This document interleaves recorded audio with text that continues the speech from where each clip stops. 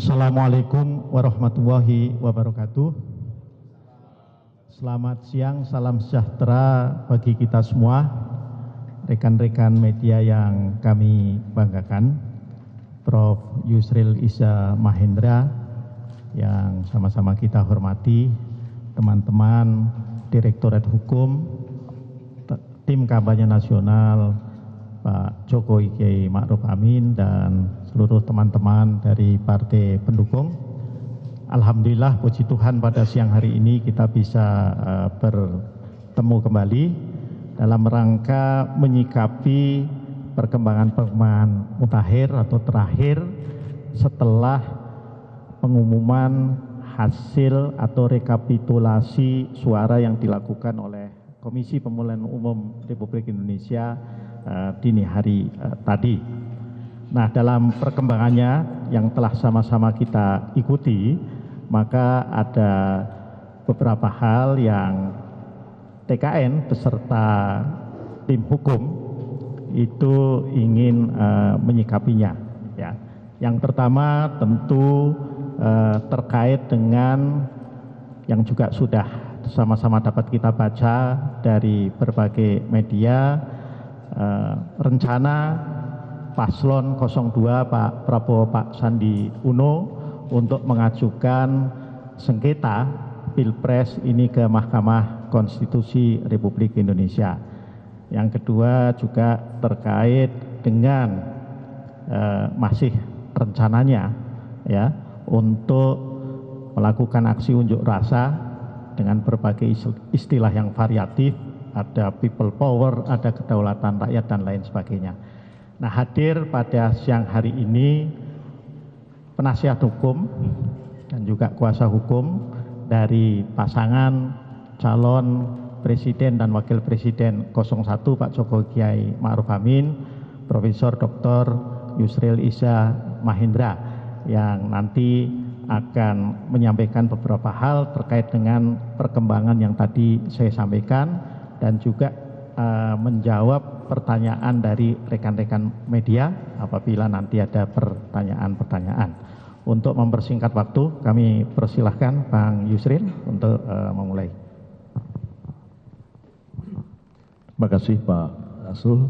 Assalamualaikum warahmatullahi wabarakatuh. Rekan-rekan dari TKN, rekan-rekan dari Direktorat Hukum dan Advokasi TKN, rekan-rekan wartawan yang hadir pada kesempatan sore hari ini.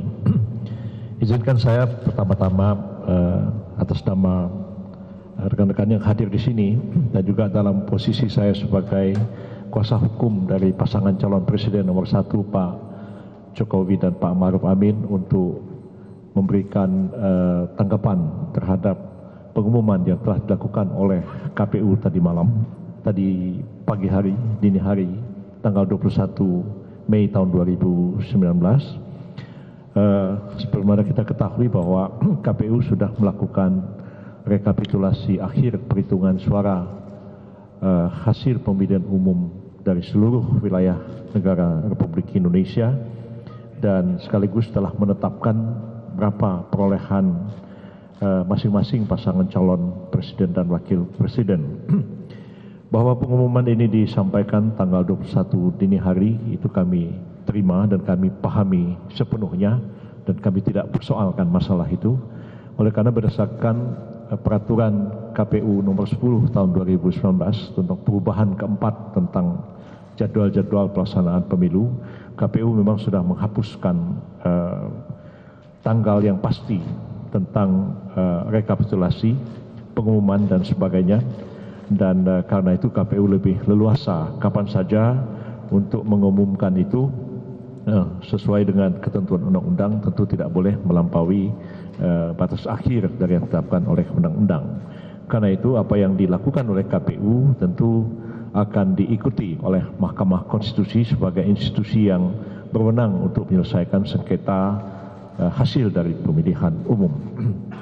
Pertama-tama tentu pihak pasangan calon nomor 1 Pak Jokowi dan Pak Ma'ruf Amin itu menerima dengan baik keputusan dari Komisi Pemilihan Umum sebagai hasil final dari perhitungan suara, dan jumlahnya sudah pasti, sudah kita ketahui bersama, dan pada kisaran hampir mendekati 55% berbanding dengan 45% yang dicapai oleh pasangan calon nomor urut 2, dan kalau diangkakan selisih perbedaannya itu hampir 17 juta suara. Jadi cukup besar angkanya, secara persentase hampir 11%, secara kuantitatif hampir 17 juta suara.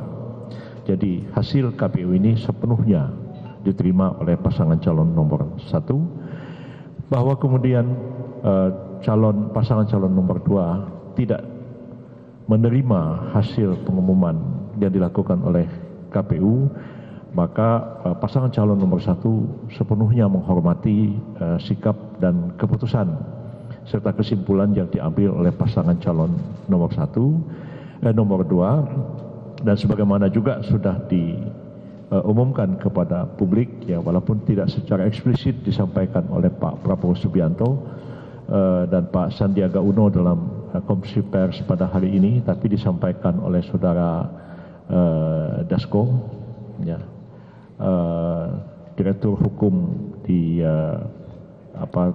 BPN, ya istilahnya BPN-nya Pak Prabowo, bahwa pasangan calon nomor 2 akan mengajukan sengketa ke Mahkamah Konstitusi, dan sepenuhnya itu kita hormati, kita sambut baik. Kita sambut dengan baik keputusan pasangan calon nomor 2 untuk membawa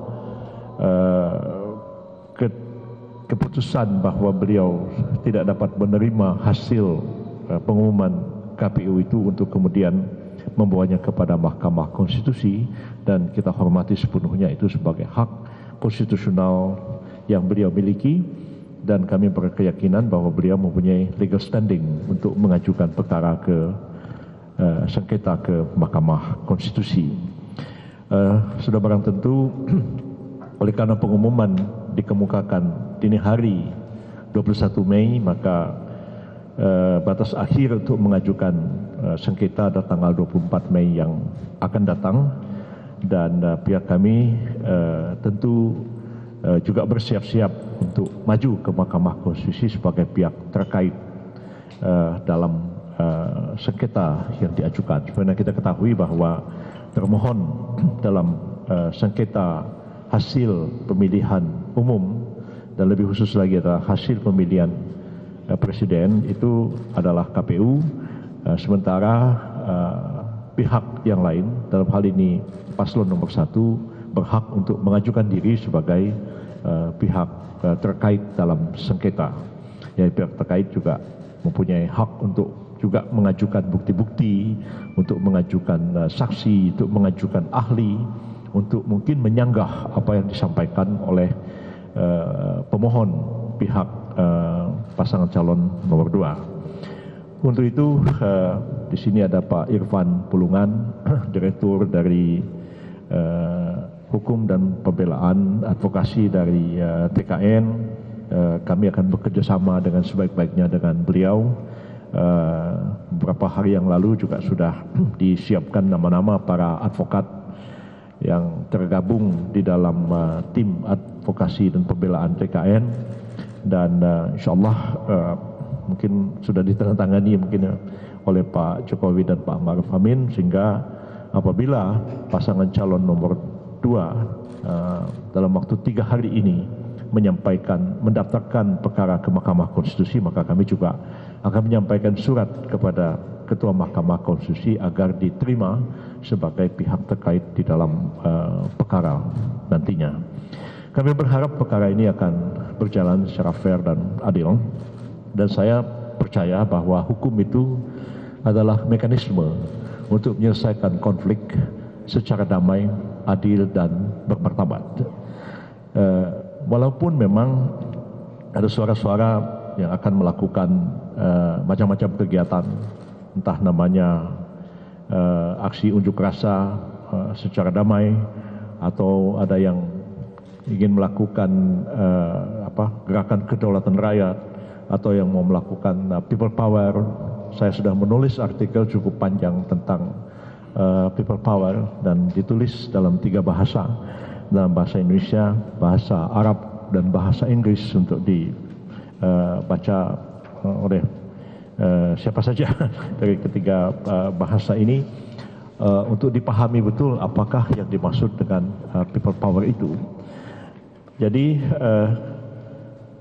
sepanjang aksi-aksi itu dilakukan dengan damai, ya kita hormati karena itu adalah hak konstitusional dari warga negara, dan pihak kami juga menyambut gembira apa yang disampaikan oleh Pak Prabowo Subianto hari ini, bahwa beliau mengajak para pendukung beliau memang untuk melakukan aksi, tapi aksi dilakukan secara damai, mematuhi hukum yang berlaku, karena beliau mengatakan tidak bermaksud untuk melakukan makar, tidak bermaksud untuk melakukan perbuatan yang bertentangan dengan kaidah-kaidah hukum yang berlaku.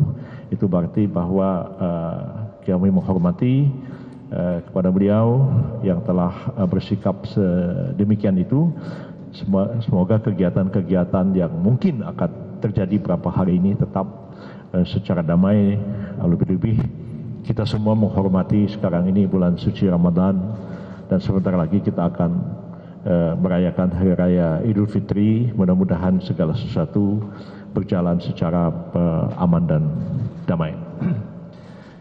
Saya kira itu dari saya. Barangkali daripada saya ngomong sendiri, lebih baik silahkan kalau ada yang ingin mengajukan pertanyaan-pertanyaan yang nanti bisa dijawab oleh saya, oleh Pak Arsul, juga oleh Pak Irfan, ya, atau rekan-rekan yang lain juga barangkali bisa memberikan jawaban.